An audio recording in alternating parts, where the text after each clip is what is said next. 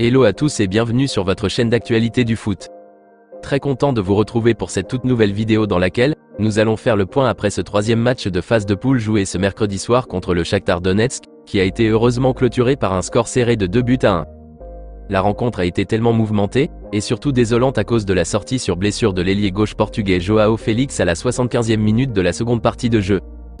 Nous reviendrons en long et en large sur les points positifs constatés durant la rencontre, ainsi que les négatifs, et les améliorations que doivent apporter une fois de plus le tacticien catalan Xavi Hernandez pour que les choses puissent aller mieux que ça, dès samedi face au Merengue. Nous donnerons également les dernières nouvelles que la direction catalane a données sur l'état de la blessure de Félix. Donc reste jusqu'à la fin de la vidéo pour ne rien manquer. Mais avant tout juste de commencer, abonne-toi si c'est la toute première fois que tu nous suis sur cette chaîne et active la petite cloche de notification, afin d'être à la une de toutes nos vidéos actualités comme celle-ci, qui te parle régulièrement des joueurs du FC Barcelone, et t'informe chaque jour sur les dossiers importants programmés sur le mercato hivernal à venir. Donc n'hésite pas à laisser un gros pouce bleu, à surtout commenter la vidéo et si possible la partager, si bien sûr le contenu proposé t'a vraiment plu. Si c'est fait les amis, alors on y va. Eh bien, on a été très soulagés d'avoir pu empocher ces 3 points très importants, qui nous permet d'être assis confortablement à la première place du classement du groupe H avec 9 points au total en attendant le match retour face à Porto. Et franchement parlant, le Barça s'est pas mal débrouillé durant cette rencontre, surtout avec le tonne d'absence qui manquait dans cet effectif de Xavi. Le Barça s'est présenté pour ce match avec seulement que 12 titulaires de l'équipe, et quelques jeunes venus directement de l'équipe B comme les Marc Guiu, Marc Casado et 3 autres jeunes.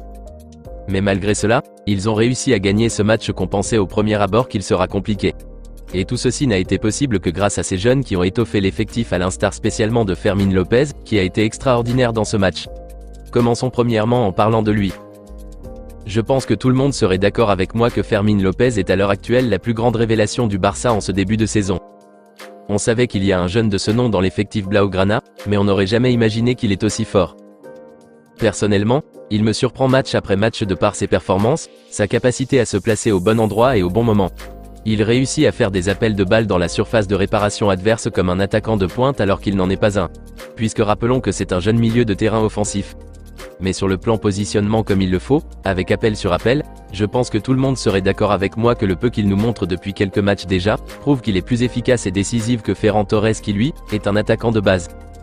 Sinon franchement, Fermín López est trop fort. Et cet appel incroyable qu'il a fait à la 27e minute de jeu sur ce centre en profondeur bien taillé et précise qu'a donné İlkay Gundogan, était vraiment sensationnel. Malheureusement que le ballon a touché la balle transversale, mais transformé au final par Ferran Torres sur une reprise de volée magnifique. Pour le but qu'il a même marqué, n'en parlons même pas. C'était tellement magnifique à regarder. Une frappe devant la surface de réparation bien puissante et précise, qui met KO le portier du Shakhtar Donetsk. Et je pense que c'est ce plus qu'a apporté Fermín López à cet effectif de Xavi comparativement à Pedri, qui est incontestablement fort, dribbleur et assez futé comme Fermín López, mais ne frappe pas comme il le faut au moment opportun comme ce fut le cas du jeune espagnol qui frappe lui, à chaque fois que l'occasion lui est ouverte. Il ne réfléchit pas 2 fois. Et il est très précis lorsqu'il frappe. Et c'est ça dont on a besoin au Barça. D'excellents frappeurs qui osent et frappent dès que nécessaire. Parlant de son implication sur l'ensemble de la rencontre, ses dribbles et crochets, ses contrôles orientés, ses choix de passe, franchement c'est du très haut niveau. Il a été un élément essentiel dans la réussite de cette rencontre. Et s'il y a une personne à qui Xavi doit ces 3 points, c'est le jeune Fermín López à mon humble avis. Donc vraiment, chapeau à lui pour cette prestation magnifique qu'il a encore une fois fait preuve ce mercredi soir face au Shakhtar Donetsk. Espérons qu'il soit ainsi efficace le samedi aussi lors du Classico. Je veux qu'on parle maintenant d'Ilkay Gundogan. Ceux qui critiquaient le milieu allemand depuis son arrivée au Barça, qu'il n'était plus au niveau de son talent comme à City, j'espère qu'ils sont désormais rassurés et conscients qu'ils se sont trompés sur toute la ligne. Gundogan est toujours au top de sa forme. Et je pense que le fait qu'il ne soit pas stable au milieu de terrain puisque Xavi le change de poste à tout moment, tantôt c'est en 6, tantôt en offensif, c'est ce qui impacte un peu sur sa façon de jouer. Mais dans tous les cas, le rendement nécessaire souhaité est toujours là. Sa prestation dans ce match a été remarquable. La passe décisive, avec une précision pas possible qu'il a donnée au jeune Fermín López sur l'action du premier but conclu finalement par Ferran Torres, c'était du pur génie. Ça c'est les passes à la Messi, qu'il donnait fréquemment à City puisqu'il jouait toujours plus offensivement. Donc certes, on veut plus de lui, mais dire qu'il n'a plus le niveau ou qu'il a régressé, c'est vraiment abusé. Je pense que c'est les circonstances de jeu qui ont un peu changé au Barça. Mais avec tout ce qu'il nous montre depuis le début de la saison jusqu'à ce mercredi dans cette rencontre, je pense qu'on est sur le bon chemin de retrouver l'incontournable Ilkay Gundogan de Pep Guardiola d'ici peu même. En tout cas, dites-moi les amis dans les commentaires ce que vous aviez pensé de sa prestation tout au long de ce match. Rendez-vous dans les commentaires. Malgré qu'on a vu beaucoup de choses positives en première mi-temps, où le Barça dominait et contrôlait le jeu, il faut aussi avouer que la seconde partie du match a été vraiment catastrophique. Et le gros problème constaté, c'est le poste de numéro 6 qui ne rassure pas du tout. Oriol Romeu n'arrive pas à courir comme il le faut pour récupérer les ballons. Et c'est justement ça qui crée un déséquilibre au milieu de terrain. En fait, le Barça a besoin d'un milieu défensif qui est plus rapide et apte à faire de longues courses quand il le faut, surtout lors des pertes de balles ou contre-attaques. Au moins une présence de Frenkie de Jong dans ce match aurait été plus bénéfique sur ce point que le fameux Romeu. Donc j'espère très sincèrement que le Néerlandais sera là le samedi pour le Classico. Je pense que Deco, Xavi et son staff doivent faire le nécessaire pour que d'ici janvier si possible, qu'ils puissent recruter un jeune milieu de terrain défensif, assez rapide pour faire disparaître ces lacunes qui pénalisent à chaque fois l'équipe catalane dans les grands rendez-vous. Dites-moi ce que vous en pensez dans la barre des commentaires. La séquence mauvaise de la soirée a été la blessure du Portugais João Félix. On a été peiné et inquiet de le voir sortir, mais heureusement que le coach Xavi Hernandez et le corps médical nous ont rassurés sur son état après les premiers examens faits. Et selon les explications, il n'a pas été gravement blessé. C'était juste que le coup qu'il a reçu a été un peu violent, donc il a eu assez mal. Mais rien de sérieux qui nécessiterait une période d'absence. Autrement dit, João Félix sera bel et bien présent dans le groupe qui jouera le Classico le samedi contre le Real. Le joueur lui-même a calmé les ardeurs sur son réseau social Instagram après la rencontre en disant qu'il va très bien et qu'il se repose pour attaquer le prochain match le samedi, a-t-il affirmé. Une excellente nouvelle qui ravit tous les fanatiques barcelonais.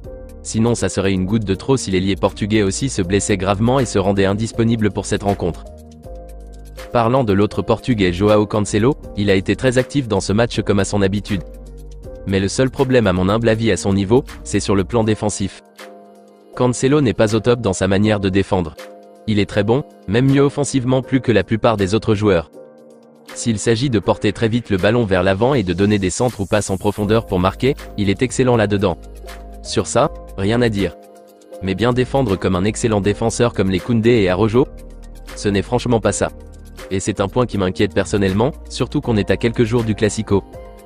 Et si Araujo n'est pas au top pour jouer cette rencontre contre les Merengues et s'occuper comme il se doit de Vinicius sur ce couloir droit de la défense, alors on aura chaud le samedi.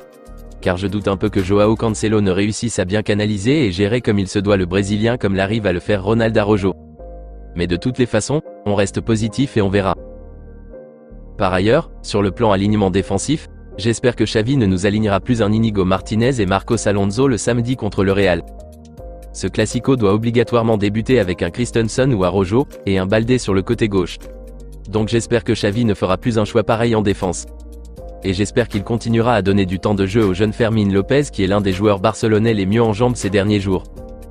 Donc bref, on peut dire que de façon générale, le Barça s'est pas mal débrouillé pour cette rencontre. Une victoire très méritée surtout avec l'effectif qu'on avait, et ces jeunes de la Masia qui ont répondu très présents au rendez-vous.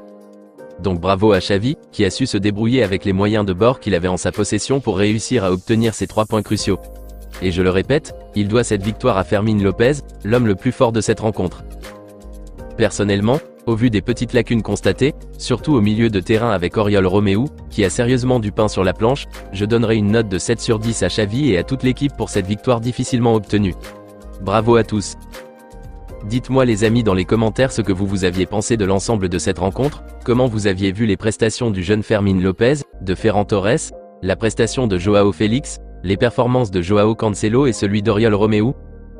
Quelle amélioration trouvez-vous que Xavi devrait encore apporter pour que les choses puissent aller mieux que ça dès samedi? N'hésitez pas à réagir et à débattre dans les commentaires. Hâte d'être samedi pour le Classico contre le Real. On se capte très bientôt les amis pour de nouvelles actualités du FC Barcelone. Et n'oubliez pas de vous abonner, de liker la vidéo et la partager, afin qu'elle soit accessible à tous les fanatiques et supporters barcelonais comme toi. À très vite les amis. Affaire à suivre.